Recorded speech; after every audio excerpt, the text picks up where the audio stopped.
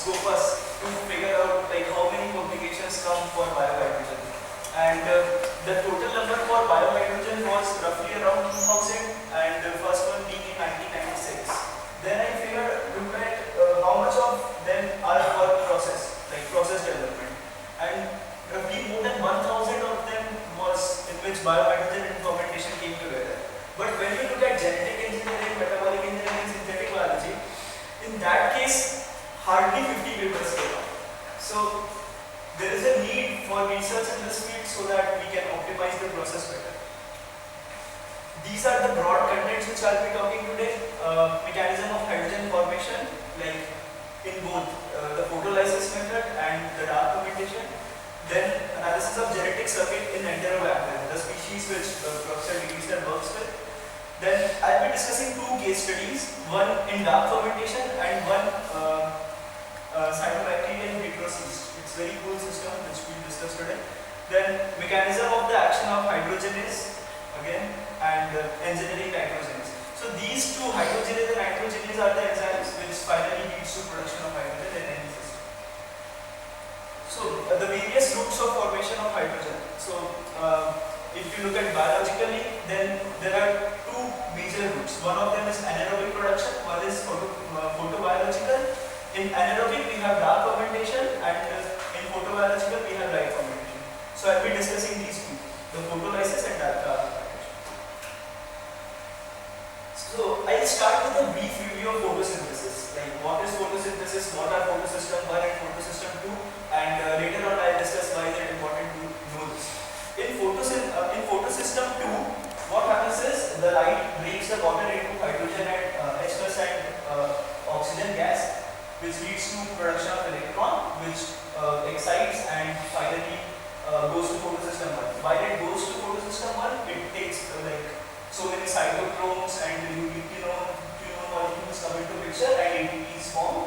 Finally, when it reaches photosystem, in photosystem 1, there is no production of oxygen. The production of oxygen happens only in photosystem 2. Eventually, the electron reaches in here and leads to production of NADH, and finally that NADH and ATP are involved in that. So, direct photolysis. This is a phenomena which is seen in green algae and cyanide. What happens here is, in photosystem 2, first of all, hydrogen ions are made and electrons are generated. These electrons are carried forward to photosystem 1, where the electrons are used to produce NADPH, which eventually helps in formation of ATP, and the hydrogen ions which are formed here, with the help of hydrogenase enzyme, which I introduced in the beginning, it forms hydrogen. Now, the essence here, so this is direct photolysis. In case of indirect photolysis, what happens is that there are two sources of hydrogen ions. One of them is from photosystem 2 and one of them is from starch and carbohydrate bodies. So what these plants do is, in the morning when oxygen is present, they just use this part, but at night they use the starch and carbohydrates to make H+. As we know that the plants do not make oxygen at night, so what happens is the oxygen denatures hydrogenase. Like oxygen interferes in the process of hydrogenase and does not let it carry on its activity. So in indirect photolysis, what essentially happens is there are two sources of hydrogen ions. At night, this circuit goes, at day this circuit goes, but this is not very efficient because in day oxygen is present, which leads to improper activity of hydrogen. Now, that was the case of cyanobacteria. Now, if we talk about some of the photosynthetic bacteria, in this case, in earlier case we saw that the photolysis of water is occurring and oxygen gas and hydrogen is made. But in this case, there are certain compounds called bacteriochlorophyll. Here, bacteriochlorophyll gets excited, and in order to excite bacteriochlorophyll, we need less energy compared to water, due to which this system is more efficient. I will not go to statistics in this talk. I will just go through the mechanisms and how the system works. So these three are broadly how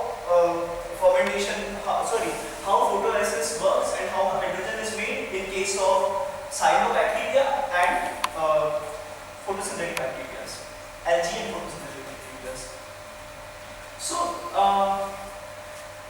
what happens when you put carbohydrate or any carbohydrate material inside a cell? It goes under glycolysis, and in different condition, it leads to formation of different products. The pyruvate is formed when the conditions are aerobic. Then the pyruvate leads to production of different succinate, lactate, so many things. But when the condition is anaerobic, mostly formate is formed by this particular enzyme. I'll be talking about the mechanism and the metabolic pathway later on. Yes, so in production of biohydrogen, it is estimated that more than 50 genes are involved, and like 20 or more than 20 genes interact together in order to make the hydrogen. So now we start the main story. So the metabolic pathway for dark fermentation, like for Enterobacter pylori, which is comparatively more efficient than bacteria, cyanobacteria and stuff. So in here, glucose is converted to polyenol pyruvate, which goes to pyruvate, and in anaerobic condition, phosphoenol pyruvate.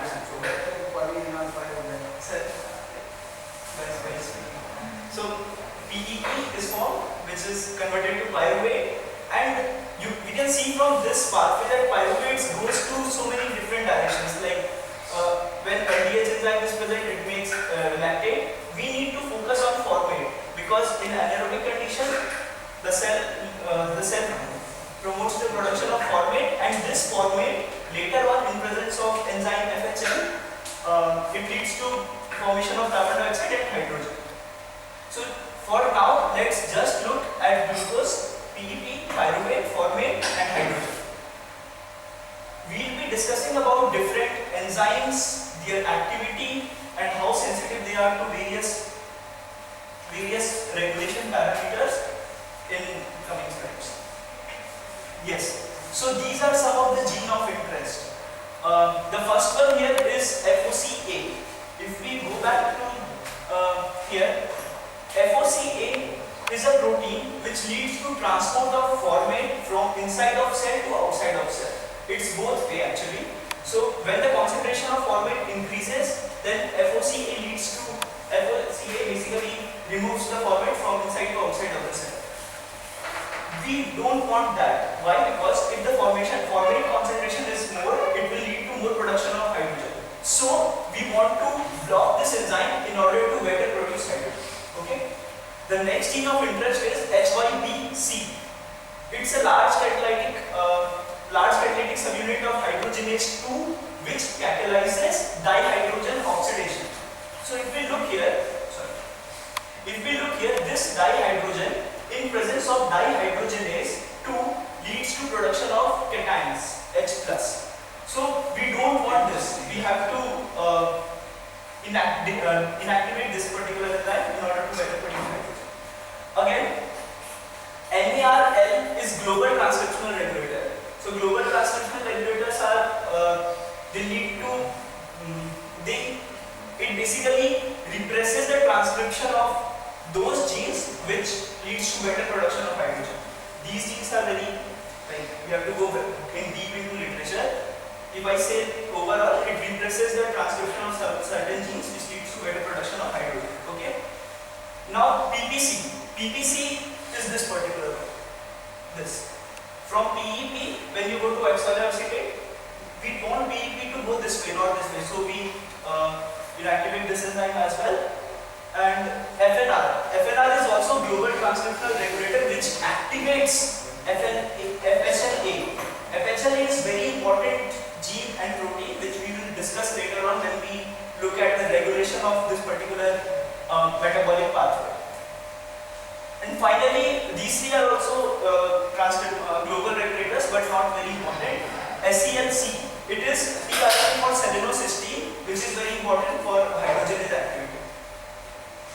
Now, this is the formate regulon, and in this formate regulon, we are only focusing on FHL.